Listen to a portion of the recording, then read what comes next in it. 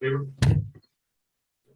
George, excuse me, we didn't vote on the FY25 warrant, $133,457.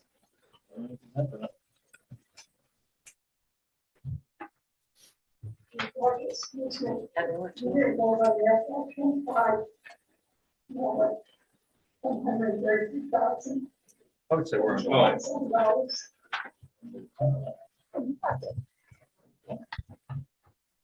Not on the other side. Now, your warrants are broken up into two sections, one that says fiscal year 24, one says fiscal year 25. Because usually in this one meeting, we separate out. We have a the separate- amount. Do we have a separate agenda item for the FY25? No, not a separate agenda item, it's just how, usually we just say fiscal year 24, we just come up fiscal year 25, this amount, Okay. which is how those things are broken down. Once they get separated. Yeah, I didn't have the page. I only had the one page. I can tell you what it was. I have it here. Okay. So we will have to, well, we have a motion on the table, so all those in favor? 7-0. We have a motion to suspend the rules? Yes.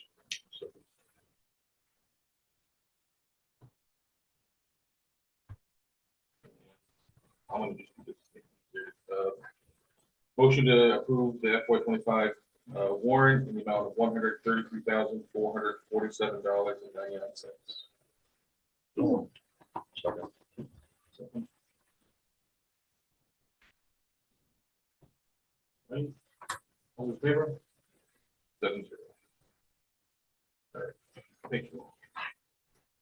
Item 5, Chairman's town manager's comments. I don't have anything. I have a couple of things that should be brought up. When an opportunity arises, I say this is it. Steve Levesque is here with us today, and I think this would be a good time to quickly hear from him regarding what's going on with economic development.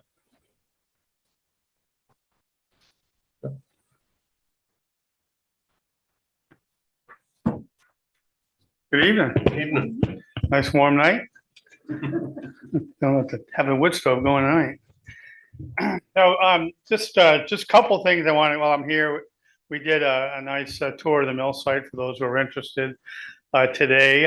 It's starting to show some real progress that's being made there. We've got some environmental remediation, some cleanup going on. Some buildings are coming down. All told, we've raised about a little over $12.5 million for environmental work and infrastructure work. We're getting ready to, we awarded a couple bids, as you know, for a couple more buildings to come down and remediation of the former wastewater treatment lagoons. That work's going to be getting shortly. We did get a $5 million EPA grant. Got to go through that process. That work will probably occur next year. We have this fall, that's the season for grant applications for the brownfields. We have about another $20 million that we'll be applying for remediation. We did apply for $4.5 million under the congressional direct spending. We got $3.5 million of that already for this year that will be going through the HUD process. If it comes through HUD to build the new roadways and new infrastructure and infrastructure to support the Biofine project. Biofine, we're working with them to they're actually expanding their footprint for their phase 1. So that project is going to be a little bit bigger than we initially thought. So we're amending their lease a little bit on that. So that's going forward. We did apply for another $4.5 million for the 2025 congressional direct spending. That monies were actually recommended by both Senator Kings and Collins, so we'll keep our fingers crossed. Congress won't make a decision on that until February or March next year. That's how that works, but that'll be money for 2025. So we're looking good. Things are moving forward. We're excited about that. We're meeting with companies who are interested in the site. We do have to do some things to make it ready because we'll be tearing down a lot of the buildings that really aren't usable, and those folks who were on the site today can see what we're trying to do. They're just not reusable. So we're removing those buildings, getting rid of the asbestos. We're working with the state to manage the asbestos that we collect that's on site in a kind of a containment area on site. That will save us about $10 million of not having to pay the cost of transporting that to an approved landfill. So that's real money. As I say, so we're moving forward on that. The idea is to, while we're demolishing the buildings in the middle and removing those blighted infrastructure, we're building up the infrastructure on the ends, kind of like a dumbbell, if you will. And we'll be closing in on the middle once we get the buildings out. So that's all positive. We're pretty excited about the progress that we're making so far. We're starting to work on a few other things. We're starting to look at maybe part of the site being a potential site for affordable workforce housing, because we're going to need to, as we gain new employees on the campus, we're going to need to have places for them to live. So we're starting to work on that concept. Ruth and I are on that. So those are some of the things that are going on. Be happy to answer any questions. And we're trying to attract businesses at the same time. Thank you. Thank you. Thank you. That's it from me for the moment. Okay. Planning board report?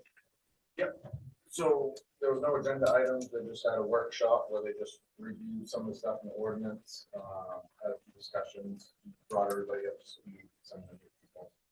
So it was good things wrong. Thank you. Monthly reports, questions, comments, concerns on monthly reports? Item 8, open forum. Anyone here for open forum? Raise your hand. Nothing, council? Nothing. All right. Item 9, discussion presentation by Haley Ward regarding the dam report.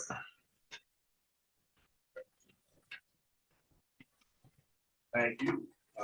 Thank you for allowing us to be here. I'm Pete Toole with Haley Ward. I do want to hand out some materials for everybody to have here.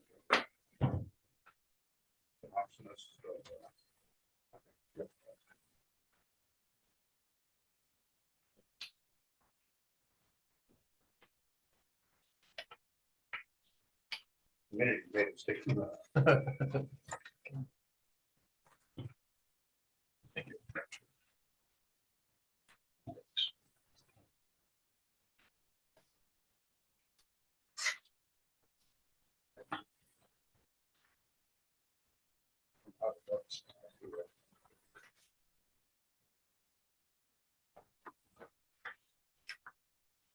So it's Pete Toole with Haley Ward. I worked on these things with my team, Justine Drake here and Dave Batista.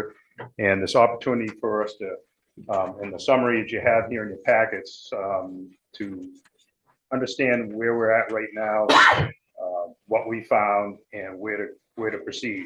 So with that, I'd like to present Dave Batista, who's a dam expert with Haley Ward, who worked on these things with myself and did a lot of the field work. Dave? Thank you. Good evening, ladies and gentlemen of the council and staff. As introduced, my name is David Batista. I'm a licensed professional engineer with Haley Ward, and been working on dams for the last 4 decades all over New England. And I'm one of the people that inspected the dams back in November with Wade and another colleague, Rusty Belargeron from the Bangor office. We essentially found that the dams were all in poor condition.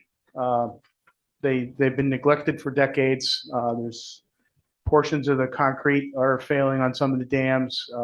There's extensive vegetation on others, and they all need a significant amount of work. So the inspection that we did is basically a cursory inspection. We spent several hours at each dam, looked them over as carefully as we could. It was in November, so there was no vegetation, which is always helpful. We took some measurements. We looked at risk exposures downstream in the event of a dam failure. And we then assembled the reports that have been submitted. And the handout that he just gave you essentially summarizes our findings and recommendations. The worst of the dams we found to be Stump Pond Dam. That is in pretty rough shape. We called it poor condition, potentially unsafe. If you look at that dam, at least portions of it are stone wall embankment dam. There's a vertical stone wall on the downstream side, and there's trees growing out of that stone wall or right adjacent to it. If those trees were to blow down, could take the wall with it, and the whole dam could give way. So that we found to be the worst of the four. The next one was Upper Long Pond Dam. We found that to be in poor condition. The primary problem on that dam is the extensive vegetation growing on. There's mature trees growing all over that dam.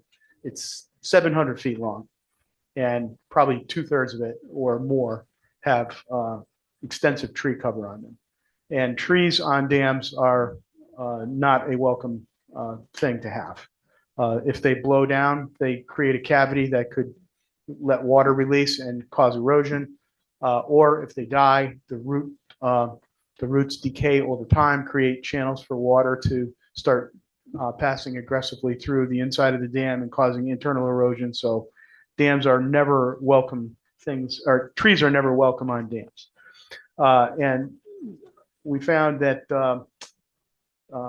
Folsom Pond, which is in between Upper Long and Mattanocuck, was probably the best of the four, although that dam did have some problems too. Extensive vegetation in places, some concrete deterioration on the spillway, and we found 2 dikes that were associated with this dam. The dam is the primary structure where the spillway is, but off to the right, if you're looking downstream, we found a dike that was just an earth fill over a low spot in the topography to prevent lake water from spilling over. And then there was another one even further out to the north that we found as well. So that structure has got some challenges in terms of making sure that it doesn't erode in the event of a heavy flood. At Mattanocuck, the concrete condition there is somewhat deplorable. We don't know how extensive it is, whether it's primarily superficial and can be patched, or whether it's a deeper seated problem that would have to come with further testing. So the upshot in all this is that, as I said, the dams are in poor condition. They need further investigation, and in the dam world, those investigations are referred to as phase 2. What we did was a relatively cursory inspection, just looking at these things based on our long experience working on dams. The next step is to do a deep dive into several critical components of the dam. The first one would be the spillway capacity. Normally, there's a hydrologic and hydraulic analysis done to study the impact of big floods on the impoundment, on the pond itself. How high does the water come? Does it overtop the dam? How much water does the spillway need to pass? And the next component would be structural component, particularly at a dam like Mattanocuck with the concrete deteriorating. We'd have to do extensive core testing to see how deteriorated the concrete is, and come up with recommendations for improvements there. There's a geotechnical component. This is soil engineering, where we look at the foundation conditions. We drilled soil borings through the dam into the ground below. We looked for things like, is the dam founded on bedrock, which is the ideal condition? What's it made of on the inside? How stable is the dam from in terms of resisting the forces that are trying to push it downstream, or the forces that are trying to erode it from within? And so there's a surveying component as well. And all these are relatively expensive things to do. Just the investigations alone are in the $150,000 to $200,000 range per dam. And then in terms of construction costs, we put I will call it a intuitive range, which appears on the bottom of the first page here. Stump Pond, we think that dam needs extensive work, anywhere from $1 to $2.25 million of work to reconstruct it, to put it in safe condition. The other three, probably somewhere between $500,000 and $1 million each. And this is just our intuition. We may find worse conditions when we start flipping rocks over and looking at things more closely, or we may find that it's not as bad as we thought, and we can get these dams replaced or repaired much more expediently.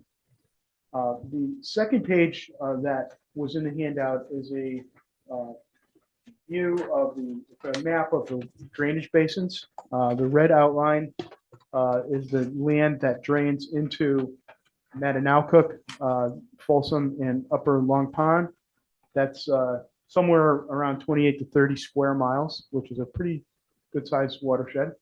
And then the blue outline is the area that drains into Stump Pond. You will see the water bodies inside of those drainage basins. Those water bodies are quite large when compared to the size of the drainage basin. So what I've seen over the years that I've been doing this is that these bodies of water have large storage capacity. When there's a big flood, the ponds swell and water starts pouring out the spillways, and there's plenty of storage there to help prevent the water from going over the top of the dam. We don't know that yet. We'd have to run these hydrologic and hydraulic analyses, but I can see from this map that one beneficial aspect is the ample storage that we have here. The other issue appears on the next page, and that is the risks downstream. In the Maine Emergency Management Agency, the Office of Dam Safety exists here in the state of Maine to help prevent dam failures and to help protect the people and infrastructure downstream of dams. These types of programs exist all over the country. Some states more proactive than others, but Maine is very typical of what you'd see around here in New England. And, just a quick look at some of the exposures downstream of Mattanowncook. You obviously have the Big Mill and Mill Pond Dam, which we did not look at. You have a railroad, you have state highways and state highway bridges, there's post office, churches, residential areas. And so if the dam were to fail suddenly, especially during a flood, when the river is already swollen with water, some of these facilities could be damaged or destroyed. And so you have the same condition up at Stump Pond, only on a much smaller scale. If that pond were, or that dam were to fail and release its contents relatively quickly, you have some houses in down by the State Highway Route 2 and railroad before the water releases into the Penobscot floodplain. So the dam safety component of this is to look at the implications of failure. All of these dams are listed as low hazard dams and have been listed that way for at least 20 years. They're supposed to be looked at every 12 years, and evidently they haven't. The one thing that we found was that in 2000, I think it was 2007 or 2008, the state dam inspector looked at Upper Long Pond and recommended in his report that that be reclassified as a significant hazard dam. But evidently the paperwork never got done. So it's possible that Upper Long Pond is a significant hazard dam. The implication there is the greater the hazard significance, the larger the spillway has to be to prevent overtopping of the dam during very low frequency floods. These dams could fail. If Upper Long Pond Dam failed, its contents would spill into Folsom, which could then cause a failure of that dam into Mattanowncook and cause a failure there. These cascading failures do happen. There's many examples around the country of where they've happened in the past. They're very low frequency events. They're rare, but the damage could be profound. You have the same kind of condition in the Stump Pond watershed with Caribou Pond, Long Pond, Camarasa Pond, all potentially releasing into Stump Pond if there were failures on any one of those dams. So the objective of the dam safety engineer is to put the dam in safe condition and to proceed cautiously to prevent damage to infrastructure downstream and loss of life downstream, and to prevent the loss of tax base that you have if you lose these dams. The value of the properties that are around the ponds and derive value from the waterfront nature of their property, all of a sudden become diminished. So there's an economic justification for the amount of work that needs to be done on these dams and the repair costs. And so the last thing we've done is to talk to the Maine Emergency Management Agency about potential funding. And we spoke with a lady by the name of Heather Dumay there, and she advised us that the state of Maine has received a lot of money from FEMA through recent declared disasters. There were 5 or 6 open cases of declared disasters, and there is money available. There's a question of eligibility. The primary, if it was just neglect, the dam repairs might not be eligible, but if it's for resiliency, if it's to upgrade dam spillways to pass very low frequency floods that are required by regulatory rules and regulations, I should say, then these dams are very likely eligible. The money is 75% federal funding, 25% local. And the next step would be to prepare an application to pay for some of these expensive studies that I spoke to you about earlier. So that is basically where we're at right now. I know that was a very quick presentation on an issue that's very complicated from an engineering standpoint and from a financial standpoint, from bandwidth standpoint for a small town like this. But I'd be happy to answer any questions that you have at this time. We have in the way of a timeline here for how long does it take to do those studies? How long does it take to get the money? How long does it take to do repairs once you get what are we looking at?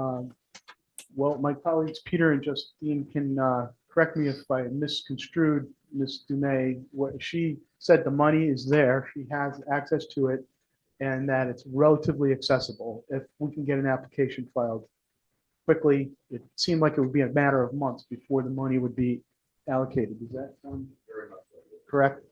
So it was almost shockingly good news to hear all this. I've been having these conversations with state regulators for decades, and there's never any money, but it just so happens that whenever there is a declared disaster and FEMA money comes into a community like this, that, or a state, the state, they like 10% of it is reserved to help prevent future disasters. And that's what we're talking about here. We can upgrade the spillways to pass very low frequency floods that are regulatory, are driven by regulation, then it's eligible for this money and it's here for us to use. So she encouraged us and she was actively trying to recruit engineers to, get the word out that this money is available and ready to be used. That being said, to answer the rest of your question, some of these studies are very labor intensive. They're tedious work, a lot of many hours, surveying, there's extensive surveying required. These hydrology and hydraulics analyses require a lot of manpower to put the information together that we need to run computer programs. The geotechnical analysis involves soil borings, which are very expensive, and then a lot of analytical work by soil engineers to study the dam embankment. So we're looking at least a year, and that would really have to push hard to get all 4 of these dams done in 1 year. But in order to take advantage of this money that eventually is going to dry up, we need to keep it moving so that we can get the project to the construction point, which is where the real money is. The money's there for the construction as well, and it's not going to do any good unless we make it shovel ready. All right, I just want to make a point of order Yeah. for Councilor Street. Just make sure you wait to get called on before you start speaking. Okay. Because you're interrupting other people that had their hands up, so. sorry. Jared? Did the Long Pond Dam get inspected as part of this? Well, Caribou Egg. no, no. We just inspected stump on that drainage basin. Yeah. That, we had a 4 dam list that we had in our task force. Compiled the list. I don't know, but it seems to me those two should be looked at. Absolutely. We do need to look at them.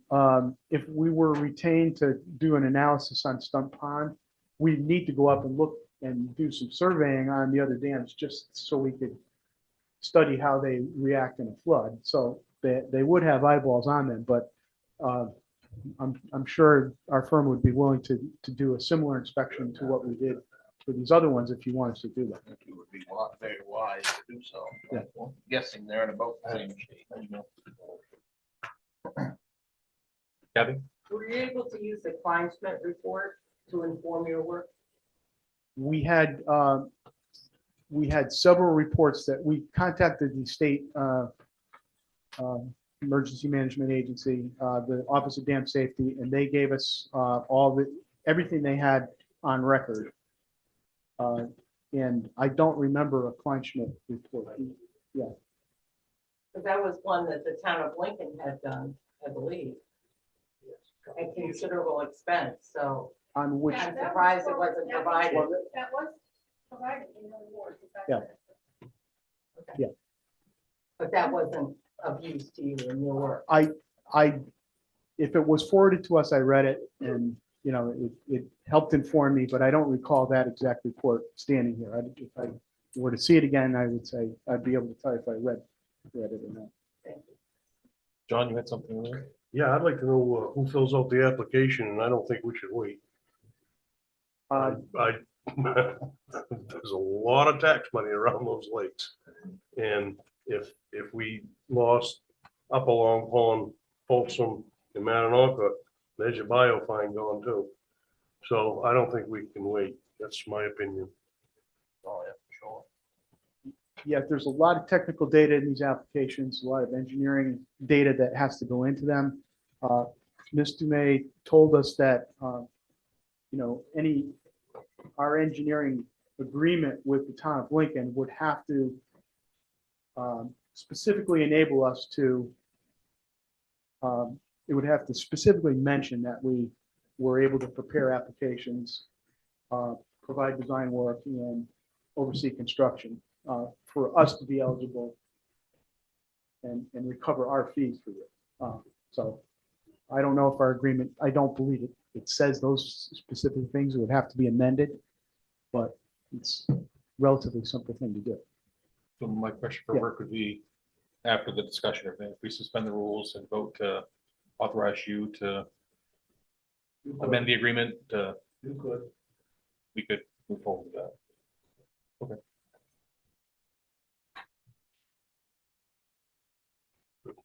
Anyone else? Sure. Yeah, inspection of the other dams. Yes. Into Yep. that motion as well. Yep. Those, I'm not looking for other work, but is there any, if while we're up here, is there any need to inspect the Mill Pond Dam? That's part of the biofine project. I'd like to do that. Okay.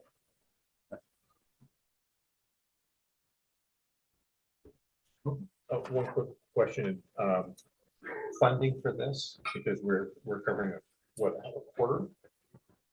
Yes, if these grants go through, from what I understand, it's 75% federal, 25% local match. Again, my opinion would be, I'd wait to see if we get the grant and then decide whether we take money, Then determine where you take the money, yes. whether it be taking out of the fund or bond, or, yeah. I'd want to know we get the grant before we really nail something down, in my opinion. But we'll have to suspend the rules and make Yeah, that- after once we're done. Thank you. Thank you very much for hearing us out. Thank you. Do we have a motion to suspend the rules? So moved. Okay, second. So do we, motion to authorize Rick to amend the agreement and get an inspection for the other two dams?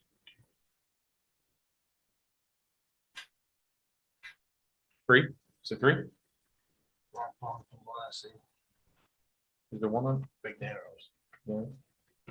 That's fairly new, but if they're doing it, they're not expected. Three? Big Narrows is privately Applies owned. with, you know, So I'd say all the remaining dams. Yes.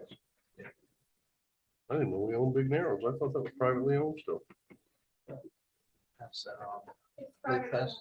and we have the right to go in and repair But it is privately owned. it. It is private. So we have a motion. Pass that on. Yeah. So move. Give a second. Second. All those in favor? 7-0. All right. Item 10A, traffic signal discussion.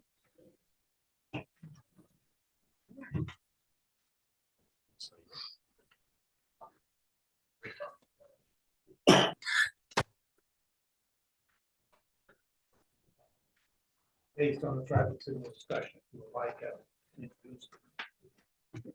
Yeah. Yeah, okay.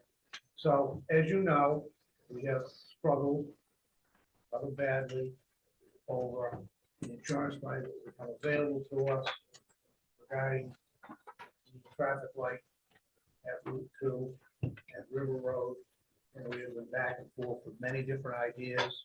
And every time it seems like we finally come to what it is. Then it turns out that what we found isn't exactly what it is. So now, there is a discussion that has developed between Maine Municipal and some insurance adjuster they have hired. And they are having conversations with Lynn Fraser, and she is here tonight, so she may be able to better inform us. I see the suggested motion before us. Maybe by listening to Lynn, we get to the point, we have a dollar amount for food here, or maybe we don't.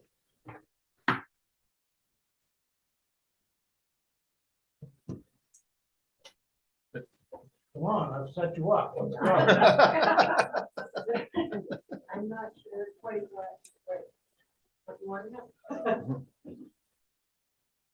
I think whatever it may be that you have come to with the adjuster from Maine Municipal, thus, if we know yet how much money we will get from them, and if we know yet, after your discussions with the DOT, what we've got to spend to fix this, then the difference, the council could vote that dollar amount if they were prepared to, if we really have all that information. I thought that we were responsible for the deductible. And the Well- insurance would take care of it. It's fun to think that. Well, that's what we were told in the last meeting. However, MMA went and hired some form of expert, a person I've met, and that person got involved, and Lynn has been involved with that person, so I'm hoping she's gonna be able to tell us where that has taken us. Okay, so yes, there is a difference between what they are willing to cover and what they're not. A new cabinet controller, fully equipped, they would not cover. It wasn't damaged as part of it. We discussed that a bit last time I was here. It had been acting up even before the accident, so that makes sense that it's not covered. And that cost is about $20,000. The concrete pad on top of that, poured in place. Then the other big ticket item that is not covered, or he alluded that would not be covered. I don't have a final number from him by any means, but he mentioned that they would only pay to replace what is there. So the sticking point is that DOT standards changed and the foundations got bigger.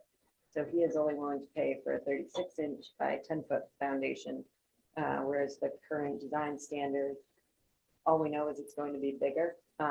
So there are two costs associated with that that are not covered: the foundation design and the actual diameter of the foundation, which we don't know yet until that foundation design is done, and the geotechnical boring, which has already been completed.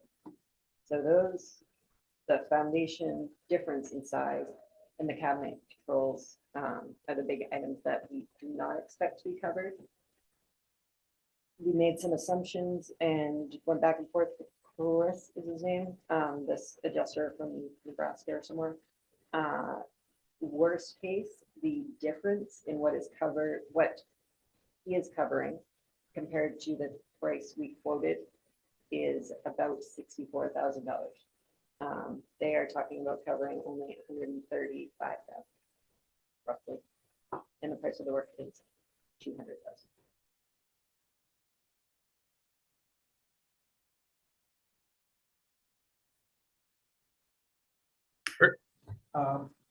Lynn, regarding the foundation, are we not being driven to build that foundation for this by the DOT? And so therefore, if we are being driven by the DOT to do that, how can MMA see it as the town's fault that we would then suffer that greater cost? The cost only came to us because this person drove into our pole, and now the DOT won't accept the foundation as they accepted at an earlier time. Made that argument. His response was that the coverage or the insurance policy is just for the cost of what was there to be put back in kind. We can do that. And it could be okay. I mean, it stood through a car hit. I don't know what DOT would say if they would come back, if they knew we had done that, and it would be an issue, or if there's Well, any I think that liability. becomes a genuine issue. If we don't do this on the existing foundation, and then the DOT arrives to tell us we must replace it, we're in a bigger problem than we're in today. The adjuster from MMA or from Working for MMA, but from somewhere else. the insurance of the person that hits the pole non-existent in these conversations, or? He did mention just today that he's also working with that insurance agency, so he's somehow going after them. I guess my only thought is for our insurance. Our insurance isn't the cost to replace, it's only to replace in kind, exactly as, Replace what we had, not replace what we are forced to build now. that doesn't make any, doesn't really make sense to me, because I'm not sure it's good, but I'm afraid that's where we're at. because if it was on a building and the building had asbestos, they'd want us to put asbestos back on it, like, that doesn't, something like that doesn't make sense. Like, So as of today, when you were telling us how much money that this council would then have to go find, Absolute worst case, 64,000, potentially down to 40,000, depending on what the driller's report has found, the foundation design, and the actual foundation size. I don't know. Go ahead. Gordon. I don't- Is that before we find out whether or not we get any money back from the motorists? Or is that including? MMA will go collect that Oh, they'll collect. on behalf of MMA because they are paying this amount to us. So it's not in addition.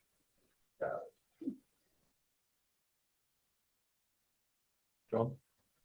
I'm speechless that they would hold up their end of it. That DOT's forcing us to do something that's a little ridiculous. And that MMA hasn't even looked at the motorist insurance yet. Now they've decided, now we'll go after it. Well, I think they've known right along that they would do that, but again, they pay us an amount, and they collect some other amount from the motorist. But if we're forced to do something now because of new regulations, I would think your insurance would have to, minus your deductible, take care of what you were forced because of new regulations. Right now, we couldn't put a tent on Main Street because we have an ordinance that says we're not gonna have a tent on Main Street. But years ago, you could have put a tent on Main Street. I agree with your idea, but I don't know how to change what they are doing. What's our attorney say? Well, we haven't run it through the attorney, so- Well, that should be. So we want a bill for that. Well, I'd take the bill for the attorney because that's a little bit ridiculous. And I vote to table this. Keep in mind, part of what's working against us is that the DOT would like to see withholds. And I know we've been there and that's not what you want. But they are also experiencing issues with these new foundation design parameters and are incredibly frustrated with the size of them. And that's what led them to prefer withholds. My understanding from MMA is we're not the only municipality caught in this same mess. But MMA is not gonna come up on behind. Well, they might or they might not, but they're certainly gonna work to know. I move to table it. Yeah, have you talked to MMA director or Lynn handling all this? Lynn's done a bunch of it and Melissa has done a bunch of it. Yeah, okay, I can see it a little bit. She's back there. Going back to the same thing, what happens if we delay this? Then we face it again on another day. Liability? We have put in the purchase order for the new pole, the upright based on, our last conversation, and the cabinet and controller and the detection system are in our possession currently, ready to install. I assume we'd be able to restock it if we back out it. The new pole, can it go on the old foundation? Is it physically possible? Maybe the old foundation, the anchor bolt is that, one or two of them. Maybe we could try to mend it back, it might break. So it in fact was damaged by Oh, this yeah, guy. yes, and I argued that to him, but the one that was damaged was 36 inches, and they're saying this could be 48 or 60. Go ahead. I don't think we can continue to table this. We've got to make a decision and get this replaced. Whatever that decision ends up being, because you can sit down at that light and watch it go through the cycle 3 times before one direction change, and it'll stay red the whole time. And people are running it, and I don't blame them. But we're gonna end up in a mess down there if we don't fix this. I think we need to decide where that money can come from, and then have the town attorney go after MMA for the money. And if nothing comes of that, then we need to start looking for different insurance. They, as you just put it, go after MMA. I think the initial step is they discuss with MMA what they see the realities to be. Then, if we're not happy with that, can they pursue MMA? Yes. We have been down the road with put insurance to bid before, and we found nothing to say. Well, I guess I would argue that if we find a company that pays for the stuff they're supposed to pay for, we're saving it there. I don't know what another insurance company is, how they would see this. And just to go on what Jared said, I don't think we could not go forward, and I think we should authorize up to 64,000, but I also think we should contact the town's attorneys to see what our options are, because they may tell us it's a fruitless fight to go after the insurance company. There may be a clause in there for arbitration. We don't know what the policy is, but, what all the details are, but, to leave the light as it is, just can't happen. Like, it's dangerous down there some days, so. We've had multiple complaints to the police department about people running that light. I guess that would be my question, is why we haven't presented this to the attorney and had the attorney talk to MMA before this. They can't do it till tomorrow. What I'm saying is, I don't know why we haven't before. So just, if I may, keep in mind that 25,000 or so, it makes sense that they will cover that. And then in addition to, we don't know for sure what they're gonna cover or what they're not going to cover. We still don't have that number, we're hoping next week, maybe next week. I don't know if it's worthwhile to wait till you have the report to commission. So do we know that they're 100% covering the 135 and maybe more, or we don't even know that? We still don't even know. Okay. I still stand on my motion table. I would say, I guess until we know what they're gonna cover, because they could come back and say $10,000. Yeah.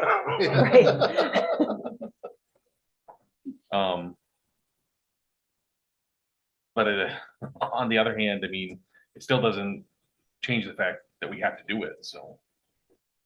Where the money comes from, because we can't fight it out legally with MMA for 2 or 3 years to. It's more. Yeah, so, I mean, I don't want to say it, but I think we need to decide where the money's gonna come from to move forward and then get reimbursed from MMA with what we can reimburse for. And then look for new insurance and everything afterwards, but, Yeah, the meeting, and then One question, if we accept money from MMA, are we committing to not pursuing anything like this? I'd want to ask the attorney that. I suspect there's a chance that's true. yeah, I think, yeah, for that 4 weeks. That's just my thought. I think we gotta fix it. It's a hazard at this point, and we've kind of kicked the can down the road enough that. So I'd like you to vote on the motion table. Well, it's a discussion, so you can't make a motion during a discussion. Oh, all right. Is Melissa in there? Oh, look right at you. Where do we have funds to be able to take money from? Rick and I had this discussion, and the best place to take it from to not mess with the investment account is to take it from the money at the first that came back to us from MRC. The first money, as we refer to it. We have like 500,000, maybe not as. Yeah, right around there. I want to say it was 600 When it started. yeah. So there is enough in there to pay for it and then reimburse it with. However it all plays out. Hmm. Reimburse it however it plays out. so Right. That would be my suggestion. Because then you said you could get started immediately. So if you table it or, sorry, I know I give a lot of options. I don't mean to. It's maybe in addition to what you've already paid, because we have received a payment for materials to date. So less than 20,000, and we could have a new cabinet controller and detection in that intersection working a whole lot better with the lead Would we in a couple of weeks. want that in the league? Like, It's not ideal, but it's just the one wire to run up there for the new camera, Okay. 2 wires. And then we'll just move it when it's time. It won't cost anymore, and it's at least gonna stuff it. unless someone hits it again. There, but well, I'm all for your idea. Okay, do we have any other discussion on what to do? No? Oh, yes, I did. When you say worst case 64,000. That's your best guess. That's I mean, the absolute biggest foundation I've ever seen. Okay. A whole lot of back and forth between the designers and DOT.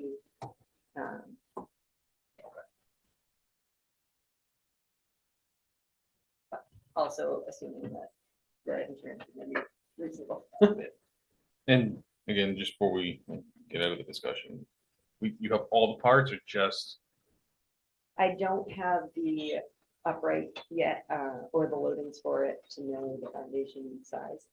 But I have all the parts to put in a new cabinet and what would that total be to, to just get that out of the way this summer, or very soon. Just under 20,000 and that's right now. so not to exceed 20,000 Yeah, would be yeah. inappropriate? 18.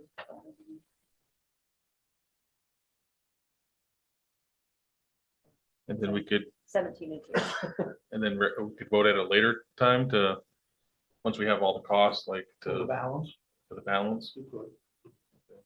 Again, someone wants to make that motion for this, then we can do Where that. does it say the funding's gonna come from? The MRC First Funds National At the First National National. Bank. All right, thank you. All right, item 10B, traffic signal. Suggest the motion move to approve expending not to exceed $20,000 to make the appropriate repairs of traffic signal lights, the intersection of West Broadway and River Road, with funding to come from the MRC First National Bank. So moved. Second. Motion made, seconded. Discussion? John? Just not used to starting to put out money for things that we don't know what they're gonna, we don't know what this insurance company's gonna do. Don't know what they're gonna do with the other insurance company, don't know what the insurance company's gonna do. Just like to have some idea, and I don't know why they can't be upfront with us and tell us what they're gonna do. So, no, All we are voting on right now, though, is the cabinet I know. signal that have to be replaced, so the rest of that's, we got time to figure that out. Yep. Maybe we replace this and don't ever replace anything else, I don't. We have a motion, a second, any other discussion? All those in favor? All those opposed? All right, we'll pass the 6-1 with John opposed.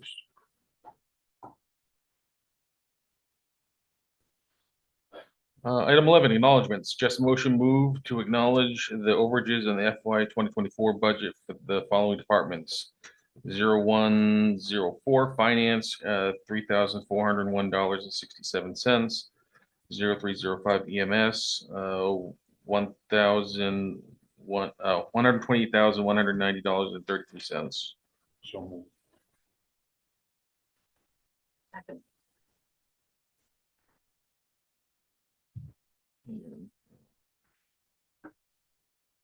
Motion made, seconded, discussion. Oh, John?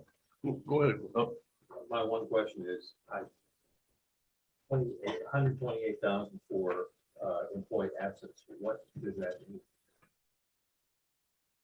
what's that? Employee absence? Yeah, I mean, that's. Yeah, Les had a lot of employees out throughout this year. So a lot of his was in wages. I could have moved more money from the personnel line into that account. Because we were negotiating the contracts at the end of the year, we didn't know quite how much, so we put a lump in. Do the personnel budget for that, and I could have moved that full amount right from there. But what I did is I put the full amount into the fire and into the EMS. And I think it shows more of a fair picture. There was, the bottom line of the budget is still good. Overall, we're in the black. I just didn't feel that it showed a true picture of it if I moved money from personnel into that in a different amount than we did to the fire budget. He had several people out, surgeries, not on the job injuries, but personally, they were out. John? I just wondered where the 128,190.33 came from.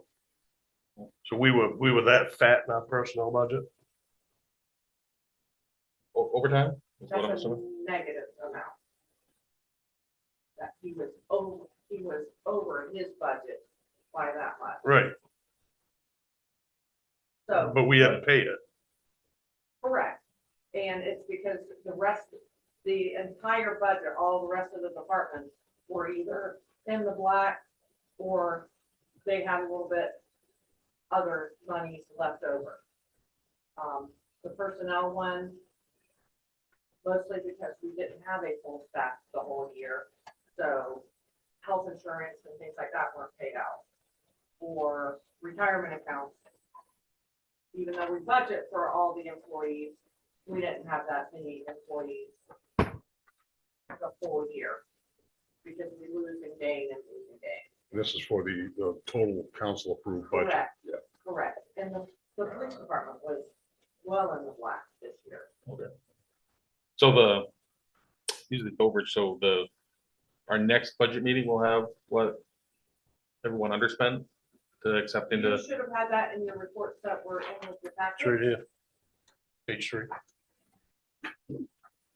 No, that's the capital transfer. So Yeah. your monthly report that you get, that we print out from Trio, I can do a summary of that. but we vote on that like at the next meeting where we Yeah, I can do that. vote to move that into Where we- undesignated, right? Did well for the year. I can do that. Well, we normally have a line item at one of the meetings where we vote we underspend say $200,000, we authorize to move that to undesignated fund. That's. We never vote to transfer to undesignated funds unassigned. That just happens automatically. But I can give you a figure of what it, unaudited figure Okay, next month. I can get that for you. thought we always voted on that. Thought we voted on that last. Okay.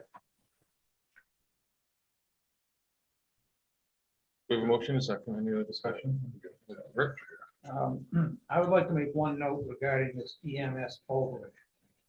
There is, in my view, a bit of a problem as to how we are counting this. We say it costs us whatever dollars to go to some other town to provide EMS. We don't say the citizens of Lincoln also have an EMS cost. We service them, there's a cost to that. And so since we don't take that into account, it looks like EMS is going badly in the hole, when the reality is it's just doing the job.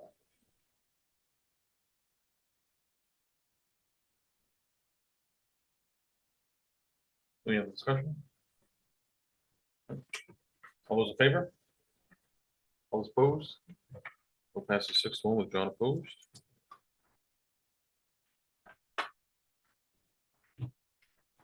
Item 12, authorized transfers. Suggest a motion move to authorize transfer of funds in the amount of $719,384 from the FY24 budget to reserve account at Bangor Savings Bank listed below. Account 0900-0400 road construction, $397,384. 0900-0302 police cruiser, $40,000. 0900-0510 transfer station recycling building, $7,000. 0900-0512 transfer station trailer, 18,000. 0900-0515 transfer station baler, 8,000. 0900-0612 rec equipment, 5,000. And 0900-0500 dam repair for 244,000.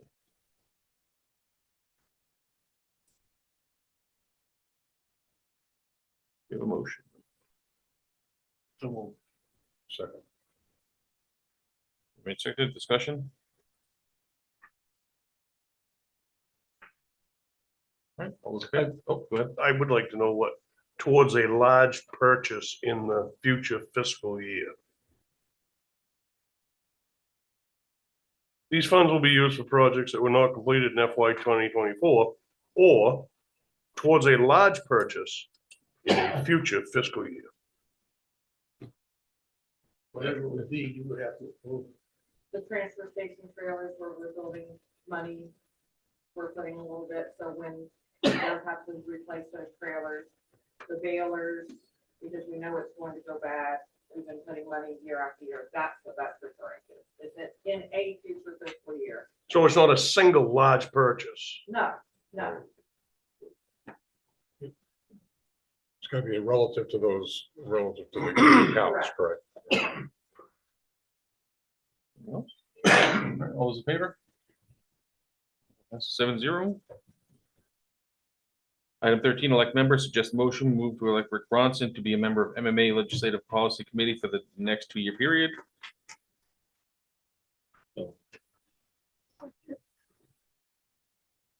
Motion made, seconded. Discussion?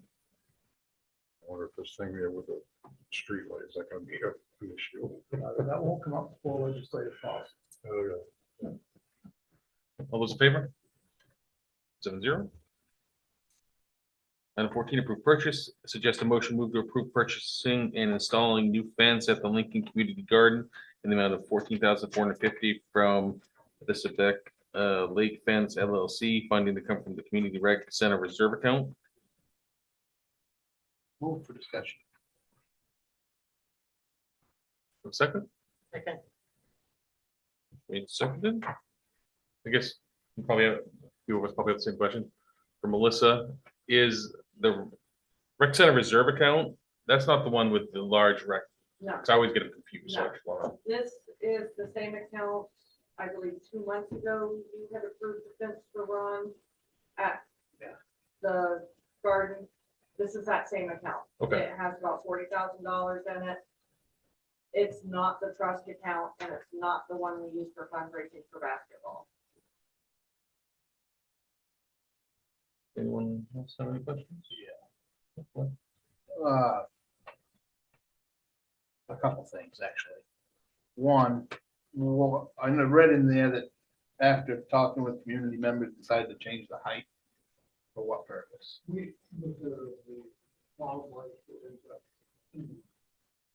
What I was told.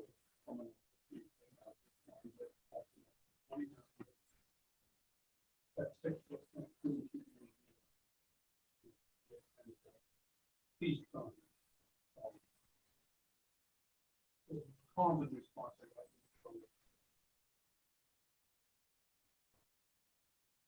Do you have another one?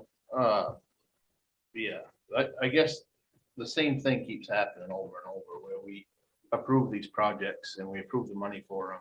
And here we are 2 months later and we can go back and approve more and completely change it because nothing has been started.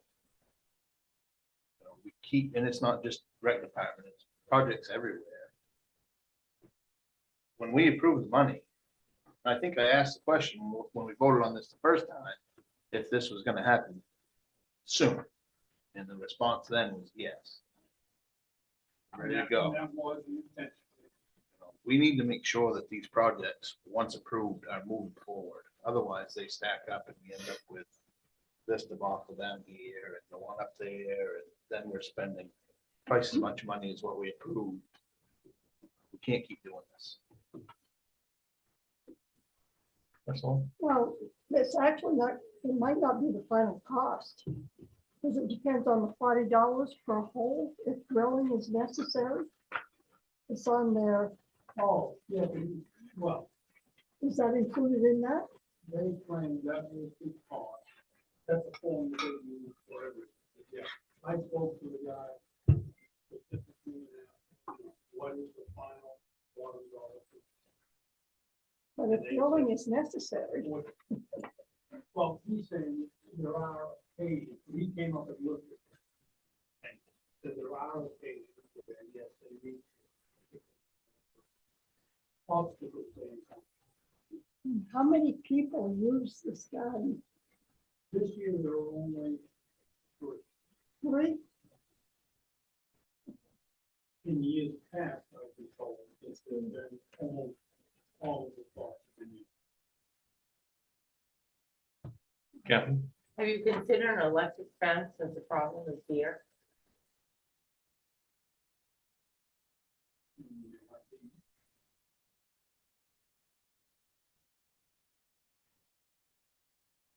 That doesn't, an electric fence does not involve installing electricity.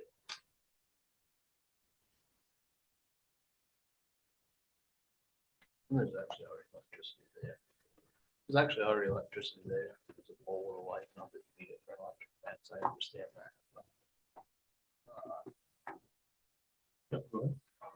They gave you a price.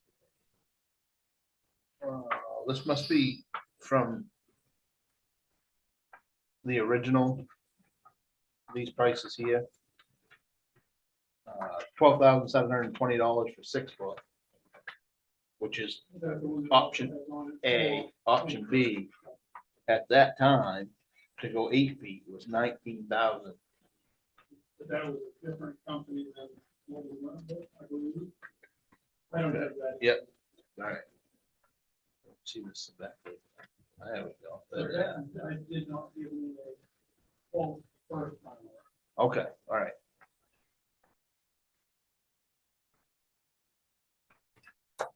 So if we do this, when are they gonna do it?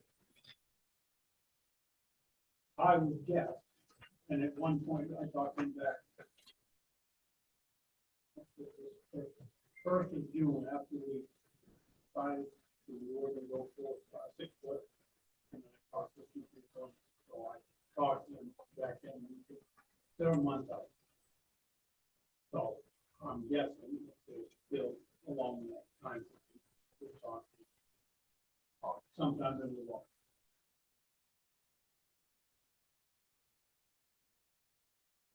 In the grand total, it's a $1,400 difference. If it does what we're supposed to do, it's a minimal amount of money. It's just frustrating that this stuff doesn't happen. I like some, I'm just gonna share Jared's thought that we approved it for one thing. We shouldn't be going back out to people and say, now, what do you want to change it? Or, oh, you think it needs to change? Like, no, what we approve should be what we approve and And I don't have a problem. You tell me that, wait for them. Not do that. I can still go back and 5 or 6 foot. That's not the end of the world. It's just, I had a couple of 4 or 5 people that mentioned to me that also, you know, they were gonna jump over that, but I was initially having an hesitate. And I can't tell you whether they will or won't, but I, you know, 2 feet per some. Marcelo, you got something? Well, I think it's a lot of money for the people that use it. It's not that many people that use it and spend all this amount of money. I just don't, I think it's costly. Because people at home, they don't put up expensive fences. We never did, and we had deer. But if the town wants to pay for it, I suppose I would. To me, it's just adding tax dollars that you don't really need, I don't think. I mean, I guess oh, go ahead, Jim. What happens with the food that is grown? How does it work? People that use the law, they come in and they'll use one water to and this is all going to get from the fat. More fat food. They can take their own vegetables out, and most of them can or use that for it. We got one guy that does. He started last fall. Was already around when we started it. If they use it for themselves, there are some that I'm sure share. Yeah. In the case of going to the food cupboard or going to neighborhood yard. If it goes up to 8 feet instead of 6 feet or 4 feet, whatever, is that going to get more people? Is there a reason why people are not using that property, that garden, that this is gonna make it more attractive to them? To me, so I don't know what cars go from. Well. So if we had not enough views, I don't know why we're down to 3 or 4 this year. Nobody came back and said, hey, I'm gonna use that. In the soil path. To be able to like. What I. And part of the maybe that I didn't advertise it. But we had those. And well, really sure that's the whole point. You know, we just put it out there. We knew that something on it. They were, put it on Facebook, that was what it said.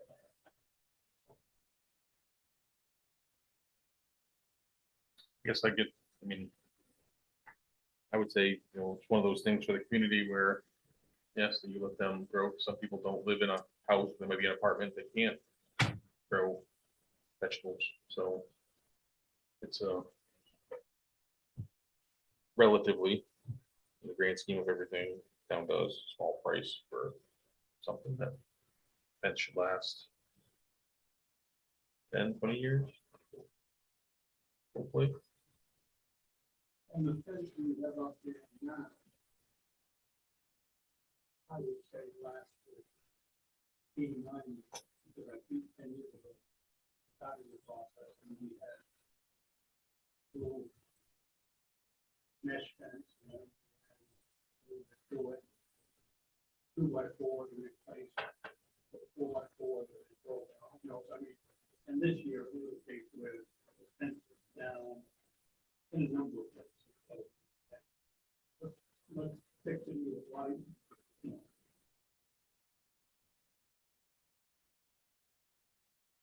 Any other discussion? All right, all those in favor? All those opposed?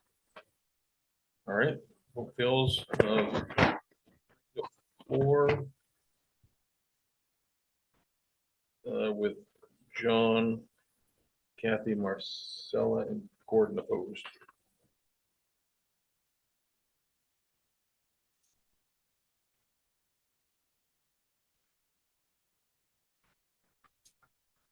All right. And 15, approved purchase. Suggest a motion. Move to approve purchasing and installing and wait, sorry, we don't need that.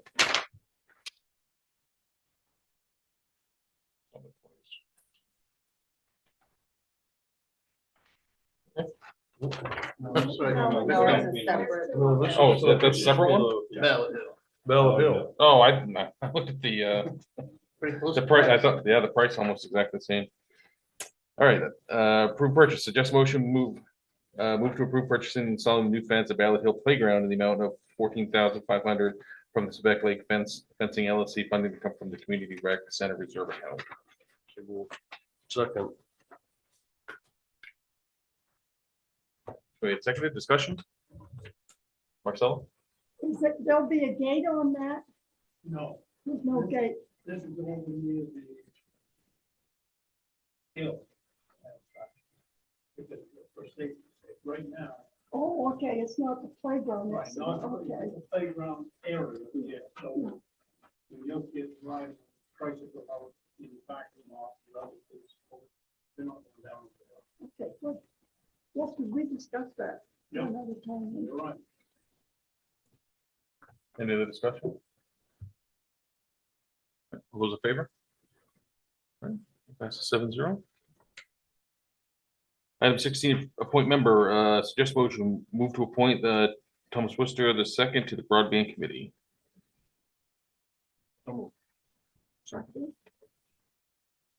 Seconded, any discussion? All those in favor? 7-0. Item 17, approve closures. Suggest a motion move to approve closing all town departments for the annual mandatory safety training on August 8th, 2024, to be held at Region 3 or the fire station, depending on availability, and approve closing Adams Street while training is taking place. Please note, emergency services personnel will be responding to calls as usual. So second. Wait, seconded, discussion? All those in favor? 7-0. All right, executive session.